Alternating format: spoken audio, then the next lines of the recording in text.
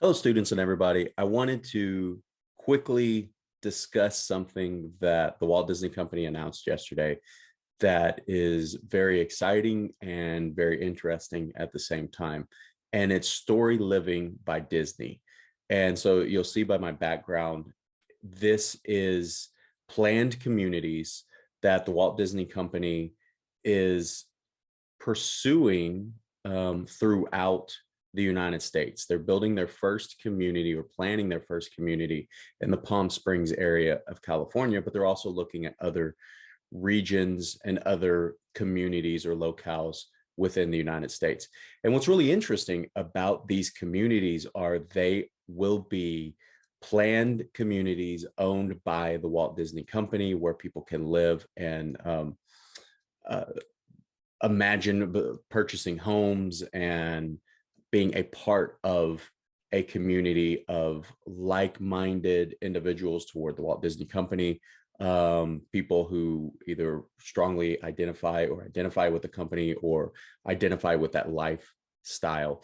And then also a thing that the company has discussed so far is bringing the storytelling aspect and the placemaking aspect of Disney to these planned communities, these master planned communities.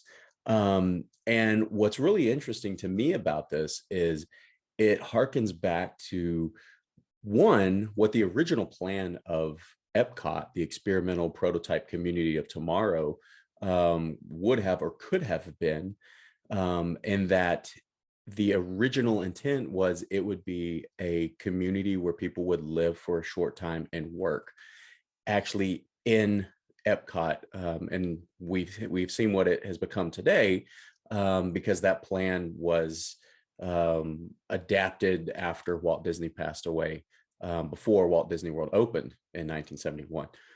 And another really interesting aspect is close to Walt Disney World in Orlando, Florida, the Walt Disney Company had started the town of Celebration, and that was a community that the Disney Company started and eventually walked away from. But as part of that, they actually had some very innovative techniques and opportunities for people that were living in that community. So, for instance, ways that people living in that community would work with the company to kind of allow to see how consumer behavior and people's consumer behavior, but also like television watching behavior, and see how all of those things came to fruition. And even though the company eventually walked away from the community, it still is there today.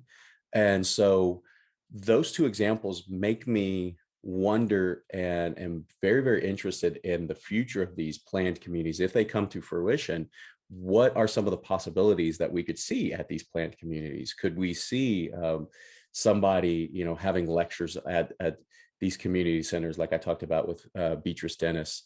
Could we see potentially Disney-centric shopping centers, Disney-centric movie theaters? Because as I've talked about with Greg Heilman and Sean Gerber, because now studios can control the output or distribution of their products, would this be a situation where we could see an actual theater owned by Disney, and many other opportunities and many other ideas that could possibly come to fruition from this? So it's really interesting to think about. If you want more information about the original version or original vision of EPCOT, listen to show or class number 26 with Sean La Rochelle, where we talk about his undergraduate thesis dealing with the feasibility of EPCOT being a working, living community. And then also class number 76 with Beatrice Dennis, I just mentioned, because we spoke about this a little bit as well. And then if you are interested in knowing more about the potential for the Walt Disney Company owning theaters or things that could possibly come from that, Sean Gerber in class number 15, where we talk about the possibility of that. And then Greg Heilman and I talk in class number 17 about the possibility of something like that happening. So please check those out if you want more information. This is something that's really exciting, and I'm sure more details will come in the future months and future years, and we'll see what happens with it. Thanks a lot.